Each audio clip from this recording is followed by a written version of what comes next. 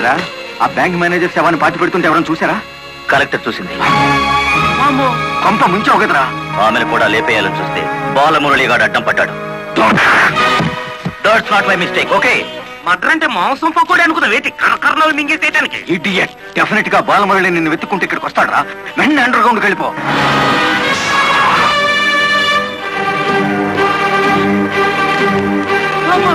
వచ్చేసినాడు కదేంటి లగెత్తు.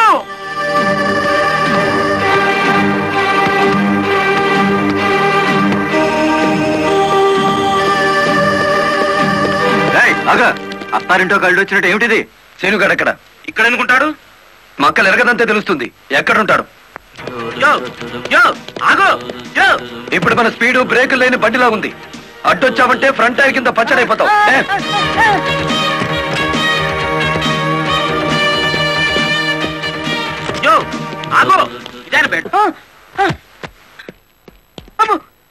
చెప్పు, శేనుగాడు ఎక్కడున్నాడో చెప్తావా? తల తీసుకెళ్ళిపోమంటావా? చెప్తా చెప్తా. 5 నిమిషాల క్రితం ఇక్కడికి వచ్చి పారిపోయాడు. సూర్యోదయం నుంచి సూర్యాస్తమయం వరకు దేశమంతా తిరిగేది లారీ డ్రైవర్లే. మేం తలుచుకుంటే అండర్ గ్రౌండ్ లోనే కాదు, ఆకాశంలో ఉన్న సీనుగాడిని పట్టుకుంటాం, చట్టానికి అప్ప చెబుతాం.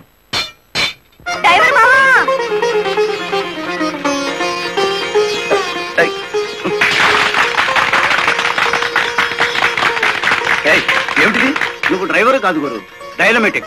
కలెక్టర్ గారిని కాపాడి మన డ్రైవర్ల కులం పరువు నిలబెట్టావు. కానీ ఆ సీనుగాడు కలెక్టర్ గారి ప్రాణం తీయబోయి డ్రైవర్ కులం పరువు తీశాడు. ఈ రోజు నుంచి 1000 కళ్ళతో వెతుకుదాం వాడికి గొయ్యి తీయడానికి. అట్టా గురు.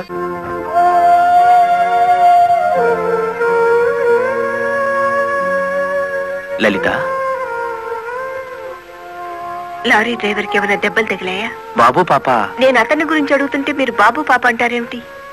తగల్లేదు. డెడ్ బాడీ హ్యాండ్ ఓవర్ చేసుకున్నారా? మేం వెళ్లేసరికి శవాన్ని మాయం చేశారు. నిన్ను హత్య చేయబోయిన వాడు అండర్ గ్రౌండ్కి వెళ్ళిపోయాడు.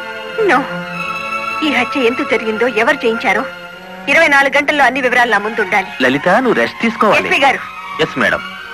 This is more important. Okay madam. Sister, మా పిల్లలు ఎలా ఉన్నారు?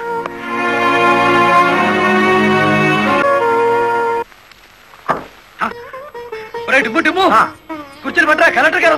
కలెక్టర్ గారా?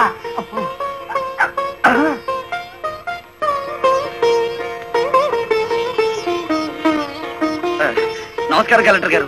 నమస్తే. మీరు ఇక్కడికి? అంకుల్ కూర్చోండి. రండి, కూర్చోండి. కూర్చోండి అమ్మా.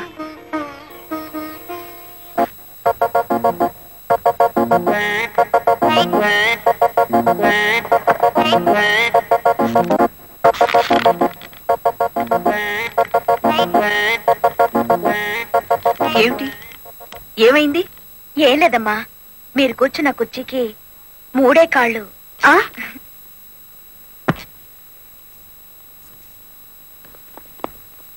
ఏమనుకోకండి అమ్మా.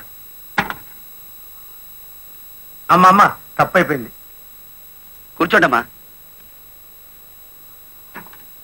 నమస్కారం అమ్మా. నమస్కారం అమ్మా. నమస్కారం అమ్మా. నమస్కారం అమ్మా. నమస్కారం అమ్మా. చెప్పండి అయ్యా, మీ సమస్యలు ఏమిటో. ఈ తిక్కది డ్రైవర్ పేట మొత్తాన్ని ముంచిందమ్మా. అవునమ్మా, సొంతంగా ఓనర్లు అయిపోదురు అని పిలిచి డబ్బు నగలు తీసుకెళ్లి బ్యాంక్ మేనేజర్ సుబ్రహ్మణ్యం దగ్గర పెట్టించాను. ఇప్పుడు ఇవ్వలేదని వాడు అడ్డం తిరిగాడు. కేసు ఎందుకు పెట్టలేదు? పెట్టామండి. అసలు వాడు ఇంటికి వస్తే కదా 4 రోజులుగా తాళం వేసే ఉంది.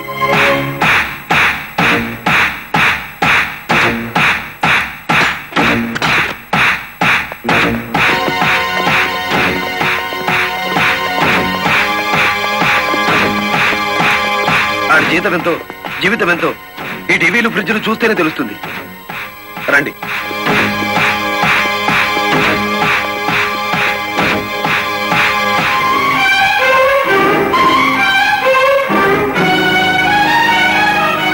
ఇదేమిటి, ఇతని ఫోటో ఇక్కడ ఉందే? వాడే బ్యాంక్ మేనేజర్ అమ్మా. ఓ గాడ్, నేను చూసి నితిన్ శవాన్ని. బ్యాంక్ మేనేజర్ లారీ డ్రైవర్ల డబ్బు కాజేస్తే ఇతన్ని ఎంత చంపారు? ఆ రోజు ఇక్కడికి వచ్చినప్పుడు సీనుగాడు ఇక్కడ ఉన్నాడు. డబ్బు కోసం సీనే ఆ బ్యాంక్ మేనేజర్ చంపుతాడు, మిమ్మల్ని చంపపోయాడు. అతను ఏ లారీతో అటాక్ చేశాడో ఆ లారీ ఓనర్ ఎవరో వివరాలు సేకరించలేదా? ఆ లారీ రంగనాయకుల్ది. అంతకు ముందే తన లారీని శ్రీను అనే వ్యక్తి తీసుకు పారిపోయాడని అతను కేసు పెట్టాడు. అంటే బ్యాంక్ మేనేజర్ హత్య జరుగుతుందని రంగనాయకులకు ముందే తెలుసన్నమాట. నాకేం తెలియదు.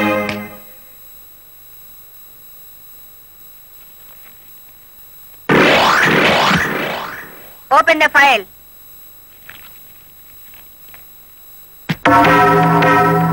మీరేమన్నా బ్రహ్మ విష్ణు మహేశ్వర్లని ఆ ఫోటో దిగారా?